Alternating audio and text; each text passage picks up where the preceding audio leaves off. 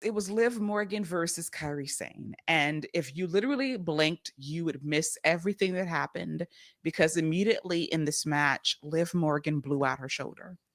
And we went to commercial break. We got the replay, and she was done. And I was like, oh God, this is awful. And the announcers confirmed that it was a separated shoulder. And we don't know if she's going to be out for any length of time. That's to be determined. But the mere thought of Liv missing any time is horrible because she has truly been the nexus of this women's division for quite some time. One of the best workers, one of the best characters, has carried multiple stories over the last year or so. And she was in multiple storylines on this show. She was now beefing with Io Sky. She has a Judgment Day issue with Roxanne Perez and Raquel and potentially Finn Balor. Then we had Nikki Bella's drama last week as well. She was in so many storylines, playing so many roles, heading into multiple shows.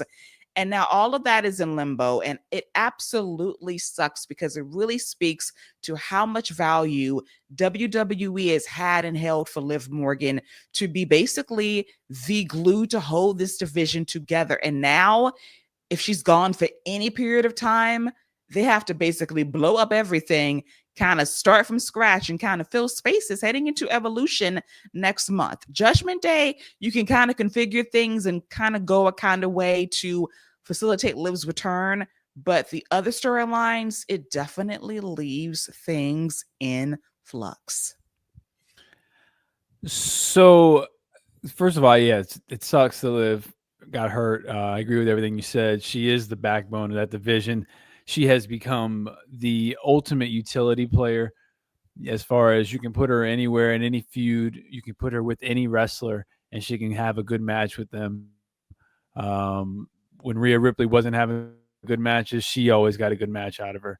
But I will say this.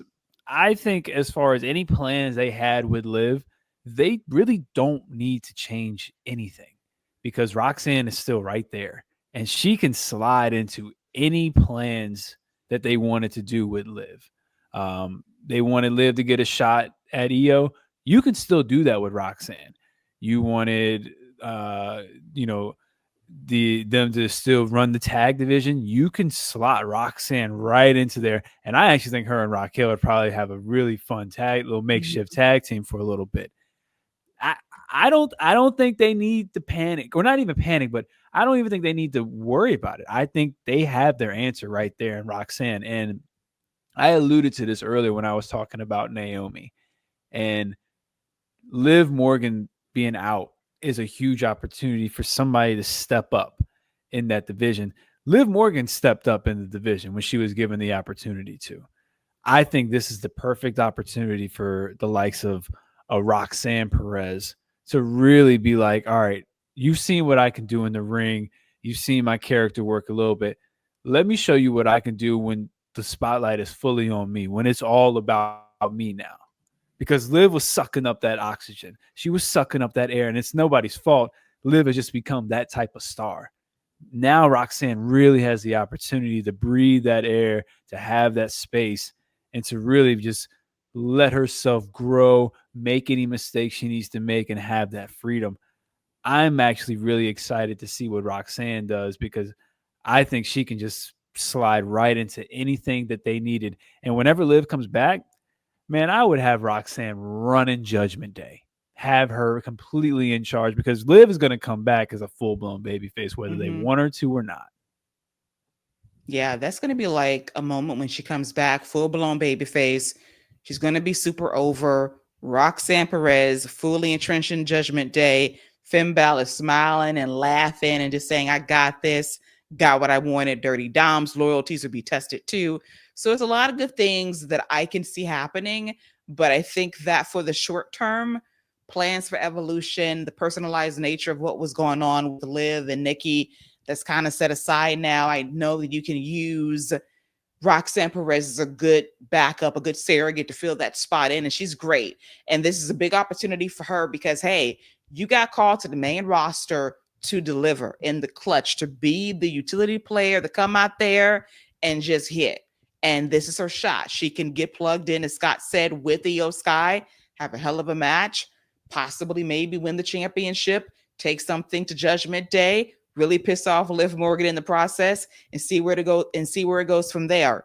Test Raquel's loyalties as well, test Dirty Dom's too, and then Liv is back. And then let's get really crazy. Let's get really wild here. What if, in some wild chance of something happening, that Liv taps in Rhea in all of this too? You know, I think that is kind of. I think we are eventually going to circle back to Liv and Rhea because my whole thing when they slotted Roxanne to this was I fully expected Roxanne just to we everything that Liv did, I fully expected to happen back to her with Roxanne. Mm-hmm. Karma, there's no one defeats karma. I can tell you that. Mm-hmm. No, ask the Bella twins. Nobody beats karma. Because right when you're about to, karma's like, nah, not today. But yeah, I could 100% see that happening and see her be like, I have no one else to turn to. Can you help me? So yeah, that's a good call. Yeah. It's like Swerve and Hangman, like I will hate you forever, but then the ice starts to thaw slowly but surely. I would love that for Liv and Rhea because they're going to need each other eventually. Because Finn Balor is completely hijacking Judgment Day and molding it in his image of what he wants it to be. And he is having a time making Liv's life miserable. So it's her time now to kind of eat shit. She did the same thing to Rhea. You kicked her out, you took her spot, and now Roxanne is doing the same thing to you. I do say that Dom will, probably flip over as well, be a babyface when it's all said and done. But, every time we want to call out Judgment Day and say it's done, they find a way to keep going and they try and succeed to make things interesting. So if that's one thing that Paul Levesque knows how to do outside of bloodline storylines, is right for Judgment Day because they've had several arcs that have been very entertaining the last 3 or 4 years. Yeah, I said it like a week or two ago. At least for the women, well, actually, pretty much everyone who has left Judgment Day, um, out of there and continued to work with the company, has come out a lot stronger and way more over with the fans than they came in before. Liv, Will, Rhea, Dom, Damian Priest, Mm-hmm. every single one of them have all been elevated by the time they left the group. So I don't expect anything to change.